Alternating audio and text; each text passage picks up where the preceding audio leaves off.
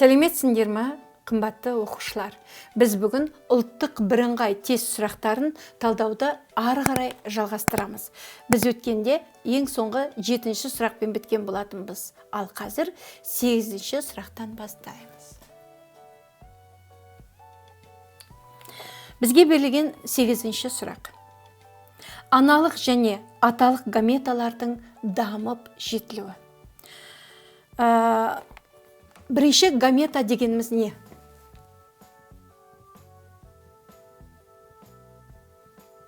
Гамета дегеніміз бұл жыныс жасушалары.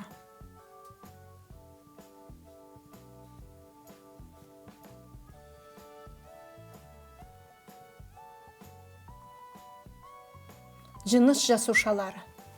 Сонда гамета дегеніміз жыныс жасушалары.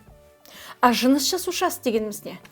Аталық гамета ол сперматозоид, аналық гамета ол жұмыртқа жасушасы. Сонда гамета дегеніміз жыныс жасушасы. Бізге берілген дистракторлар. Бірінші, овогенез. Овогенез дегеніміз жұмыртқа жасушасының дамуы. Неге жұмыртқа жасушасын овоцит дейді? Овогенез болатын болса, ол жұмыртқа жасушасының дамуы. Онтогенез. Онтогенез дегеніміз бұл жеке даму. Филогенез дегеніміз тарихи даму. Сперматогенез дегеніміз сперматозоидтардың даму жетілуі. Эмбриогенез. Эмбриогенез дегеніміз балар. Эмбриогенез дегеніміз бұл бағынағы онтогенез бар. Онтогенез дегеніміз жеке даму. Осы онтогенез екі кезеңге бөлінеді. Біріншісі эмбриогенез, бұл жатырдың ішінде егерде адам болатын болса, одан кейін постэмбриогенез. Анасынан туылғаннан қайтыс болғанға шейінгі уақытты постэмбриогенез дейміз. Бұл келмейді. Сонда біздегі дұрыс жауап гаметогенез.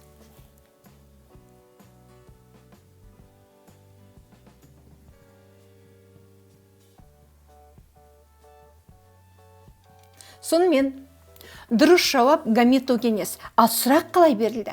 Аналық және аталық гаметалардың дамып жетілуі. Бұл жерде басты нені білуіміз керек? Гаметаның не екенін білуіміз керек. А гамета дегенді білсек, ол гаметогенез екенін біз оңай тауып аламыз. Міне, осымен 8-ші сұрағымыз бітті. Енді 9-ші сұрақ. Жаңа өмір заманы. Балар, бізде жер тарихына үңілетін болсақ, жердің шежіресіне үңілетін болсақ, бізде жер тарихы бірінші эонға бөлінеді. Бұл Шухерттің анықтауы бойынша жер тарихында 2 эон бар.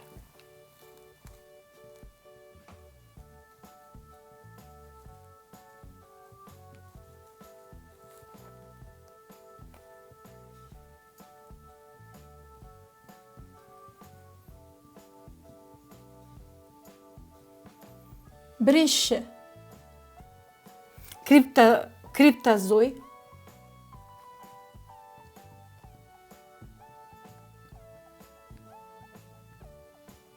екінші фанерозой.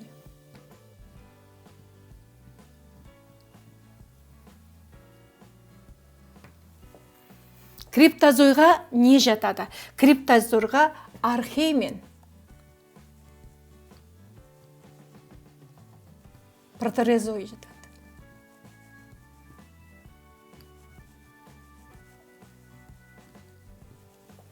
Ал фанерозойға палеозой,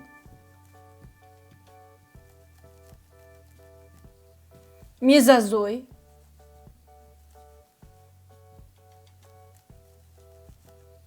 және кайнозой. Міне, яғни Шухерттің айтуы бойынша 2 эон бар. Ол 2 эон криптозой, фанерозой деп аталады. Криптозойға архей мен протерозой жатады, а фанерозойға палеозой, мезозой, кайнозой жатады. Енді эон эон неге бөлінеді деп ойлайсыңдар? Қайда эоннан кейін не болады балар? Заман болады. Заман. Заманнан кейін не болады деп ойлайсыңдар? Балар, заманнан кейін кезең. Кезеңнен кейін не болады? Кезеңнен кейін дәуір болады. Дәуірден кейін не болады балар? Ол ғасыр болады. Век, ғасыр. Сонымен эон заманға, заман кезеңге, кезең дәуірге, дәуір ғасырға жалғасады. Енді қанша заман бар бізде? Міне, бірінші архей, екінші протерозой, үшінші палеозой, төртінші мезозой, бесінші кайнозой. Енді олардың әрқайсысына анықтама беріп өтейік. Енді анықтама беру үшін дистракторларға қарайық. Бірінші жаңа өмір заманы. Бірінші протерозой. Міне, қайсы тұр? Міне протерозой. Протерозойды біз не деп атаймыз балалар? Қалай ойлайсыңдар? Бұл алғашқы тіршілік.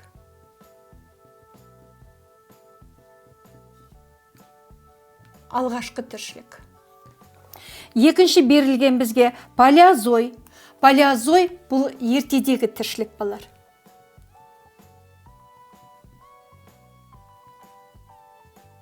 Ертедегі тіршілік.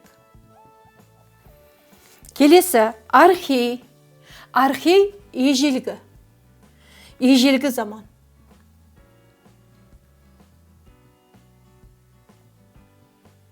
Ежелгі заман. Кайнозой жаңа өмір заманы. Міне, жаңа өмір заманы.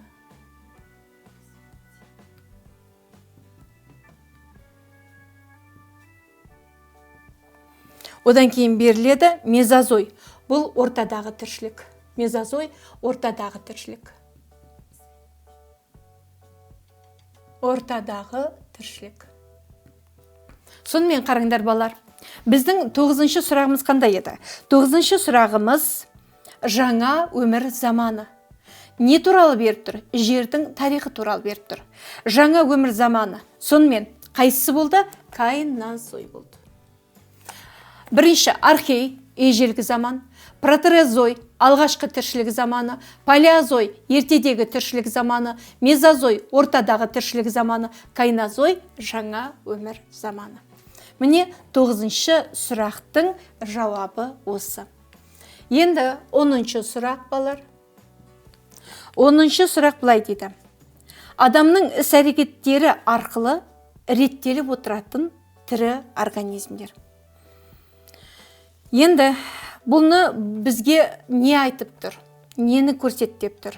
Бізге адамның араласуымен жүзеге асатын, адамның араласуымен реттелетін тірі организмдер бірлестігін сұрап тұр. Мысал үшін біз биоценоз дегенді білеміз. Ол табиғи бірлестік. Табиғи бірлестік. Ол бір аумақта тіршілік ететін, бір-бірімен қоректік тізбек арқылы байланысқан тірі организмдер жиынтығын біз биоценоз деп атаймыз. Мысал үшін, маған бір орманды берді. Сол орманда биоценозды айт деді. Біз орманның биоценозын көрсет деді. Біз оның несін көрсетеміз? Био, тірі, ценоз бірлестік. Тірі заттарын көрсетеміз. Тірі ағзаларды көрсетеміз. Ол қайсысы? Ол ағаштары, саңырауқұлақтары, шөптері, гүлдері, қоңыздары, құрттары, құстары, тышқандары, сол орманда жүретін бұғылары, осыларды биоценоз деп атаймыз. Ал егерде сол орманның биогеоценозын айт десе нені айтамыз? Оған тірімен қоса оның құмын, тасын, қыратын, тауын бірге айтамыз. Осыны биогеоценоз деп атайды. Енді егерде адамның іс-әрекетімен реттеліп отыратын бірлестік болатын болса, оны біз агроценоз деп атаймыз.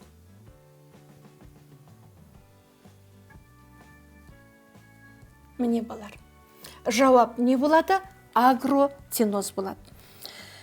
Енді агроциноз дегеніміз екінші сөзбен айтқанда жасанды экожүйе. Міне жасанды экожүйені агроциноз дейді. Кейбір сұрақтарда болар.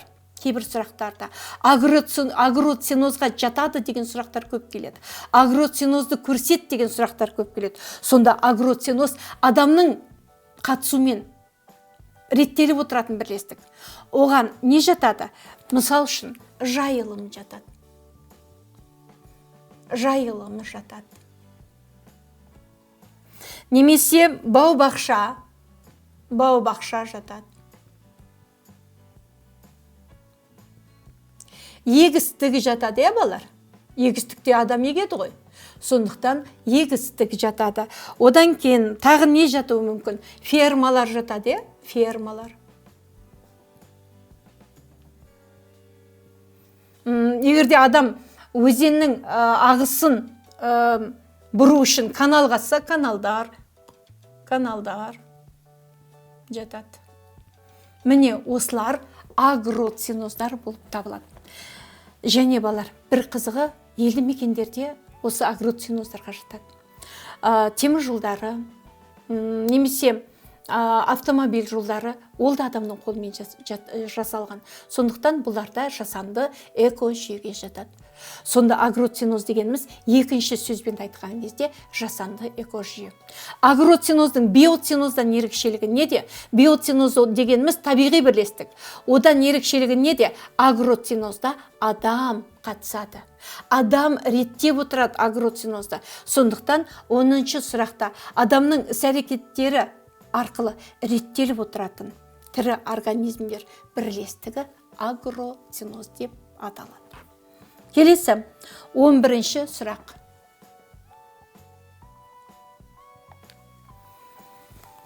Хроматофорлары бар өсімдіктер. Оларға балдырлар жатады.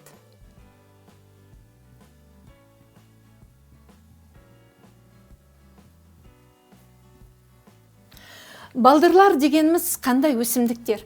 Балдырлар дегеніміз төменгі сатыдағы өсімдіктер. Неге? Ол неге төменгі сатыдағы өсімдік? Себебі бар, балалар. Олардың денесі мүшелерге бөлінбейді. Тамыр, сабақ, жапырақ, гүл, оларда жоқ, бұндай мүшелер жоқ. Олардың денесі талломнан тұрады. Таллом. Таллом деген сөз, бұл өсінді қатпаршақ дегенді білдіреді. Сонда балдырлардың денесі талломнан тұрады.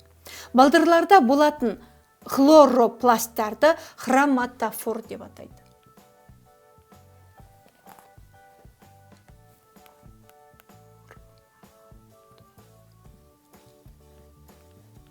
Былайша айтқанда хлоропласттар.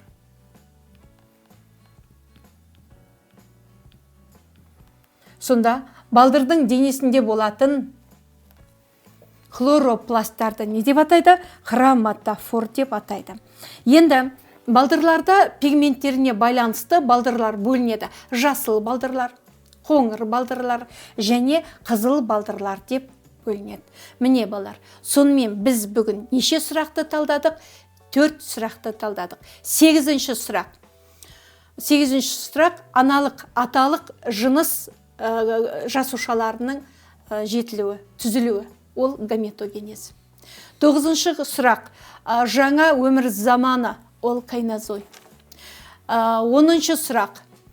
Адамның іс-әрекетімен реттеліп отыратын бірлестік. Ол агроциноз.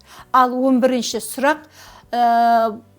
Бұлар 11-ші сұрақ. Хроматофорлары бар өсімдіктер. Олар балдырлар. Хроматофор деп аталатын нәрсе, ол балдырдың хлоропласттарын хроматофор деп атайды. Міне балар, біз бүгін 4 сұрақты талдадық. Сендерге түсінікті деп ойлаймын. Келесі сабаққа дейін сау болыңдар.